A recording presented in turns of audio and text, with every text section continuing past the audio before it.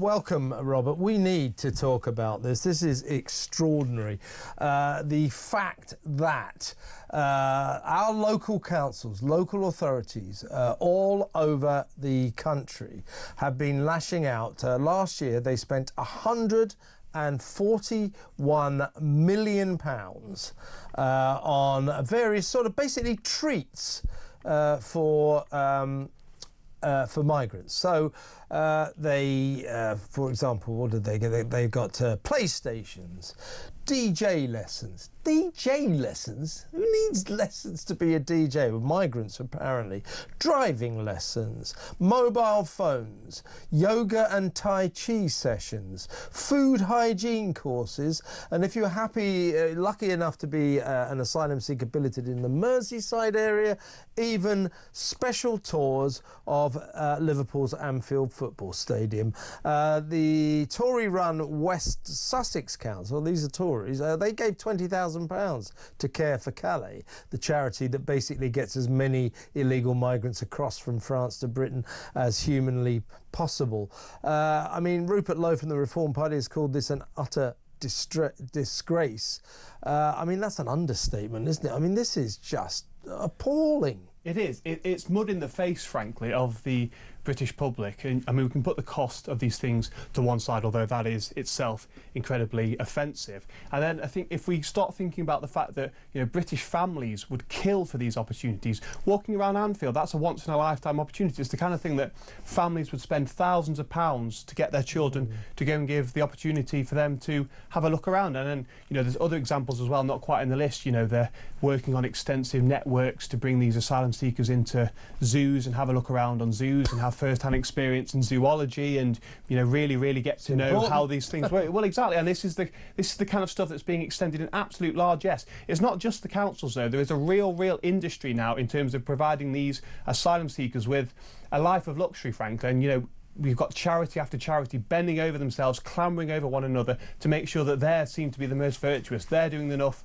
for these asylum seekers. And let's not forget that there are hundreds of thousands of British families around the country at the moment that are, you know, borderline destitute. They're being really hardly hit by the state of the economy, and yet these kind of opportunities are simply out of reach, and they're being overlooked. Well, Rupert Lowe quite rightly, and many other politicians are now saying that every single penny being spent on this nonsense by local councils, that this is the public's money. You know, either you've paid for this through your council tax or your income tax. The authorities are taking your money and spending it on PlayStations for asylum seekers. They're spending it on yoga sessions, Tai Chi, DJ lessons. I don't even know what that is. Circus skills classes. So, as you say, this is really just to provide these welcome guests, because that's what they are. We embrace them as soon as they break our laws. They break our laws, they break into our country illegally. Well, first up, we stick them in a 4-star hotel. We give them 45 quid a week. We pay for their food. They get free food for the foreseeable future. Not like you and me. They don't have to go out and look at their shopping bills. We give them free food, ready, prepared. It's all cooked, you know, so free food, free doctors, free dentists, free lawyers to fight their case to stay here. Well, I mean, but it's sanity, isn't it? I mean, I remember the French mayor of Wimereux, that northern coastal town in France. He said, you know, we do our best to stop. I'm not sure the French do their best to stop the migrants, but he, for the sake of argument, will grant him this. He said, we do our best to stop these migrants, but you people in Britain, you offer them so many incentives. How are we going to stop them leaving? And well, it's a good point, isn't it? This is the problem. Britain is the pull capital of Europe. We are the ones extending the most generosity. We are the ones spending the most money. We are the ones with the largest illegal immigrant population in Europe. And you have to wonder, if you're a migrant coming from countries such as Eritrea or Afghanistan, and you're hoping to settle down and make a life for yourself that you'd think is quite comfortable, where would you go? First on the list would be Britain. And frankly, this list of examples that you've just provided, I think really shows that, you know, councils can afford to be not as stringent as they are with the council tax rises. I think there's an argument that perhaps those councils that are extending such generosity need to really start trimming the fat of their budgets. I think we could probably look into whether the government's central rebate and central money that they're giving to these councils needs to be curtailed to some extent. And the fact of the matter is that it's not just those councils, though. There is a national government at the moment that is spending between 6 and 14 billion. And I know that's a huge range, but that is simply because so much of the costs that these people are inflicting upon us, and so much of the benefits that we're extending to them are being hidden from us. The benefits that they're receiving, these costs that we're having to spend, they're being hidden in these other bills. They're being hidden in the HMRC benefit bill. They're being hid across the board. So, frankly, we don't actually know how much we are spending on them, but it's a heck of a lot more than you and I could hope to have spent in our areas. Yeah, and this of course is local councils, local authorities taking it upon themselves to be unusually generous to these migrants. And you know what we're talking about. These will be sort of bien pensant, do-gooder local lefties. Oh, be kind, be generous. I'm not against that kind of emotion, that kind of impulse to be kind to people, but I am if they're taking my money and spending it on PlayStations for migrants. This is just a sick joke. It's just beyond comedy, isn't it? Well, frankly, it's small fry politicians getting ahead of themselves. Rather than focusing on the potholes, the bin collections, keeping the hedgerows trimmed, they're engaging in these vast value-driven crusades. They're embarking on these things that are way above their pay grade, way above their remit, and it's coming with huge costs to the taxpayer.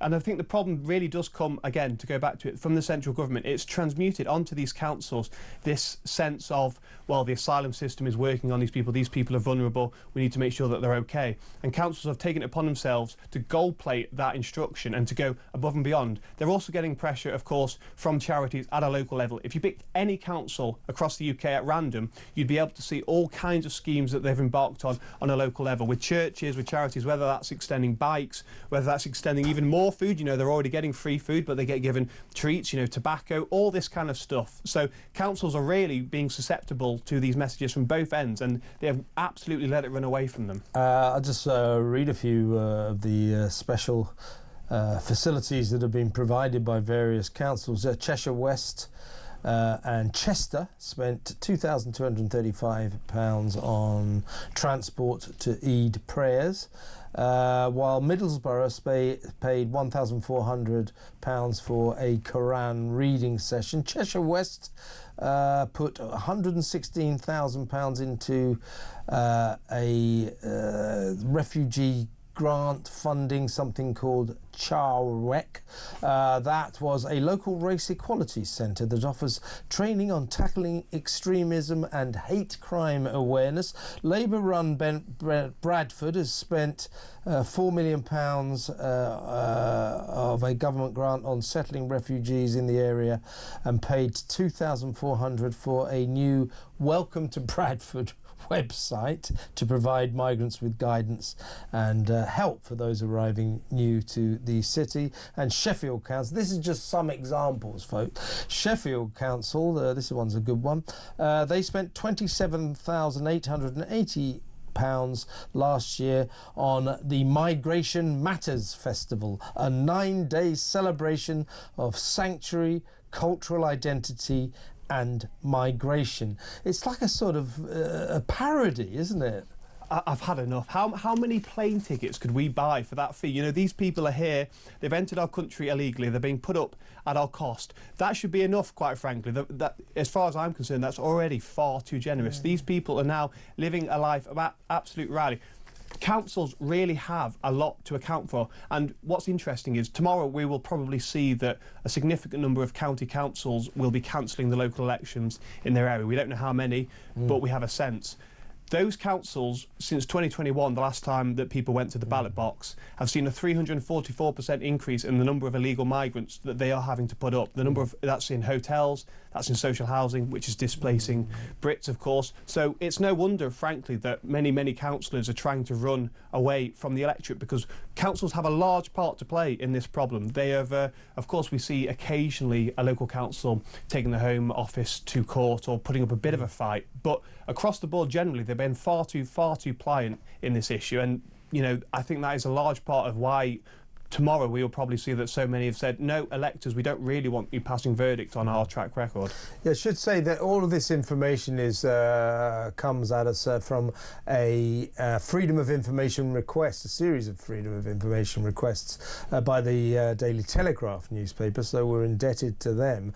But it has opened a Pandora's box of ludicrous overspending, £141 million since 2022, basically on freebies for illegal migrants. And when I say freebies, you've heard what we said: PlayStations, yoga sessions, driving lessons, free phones, SIM cards, and the list goes on.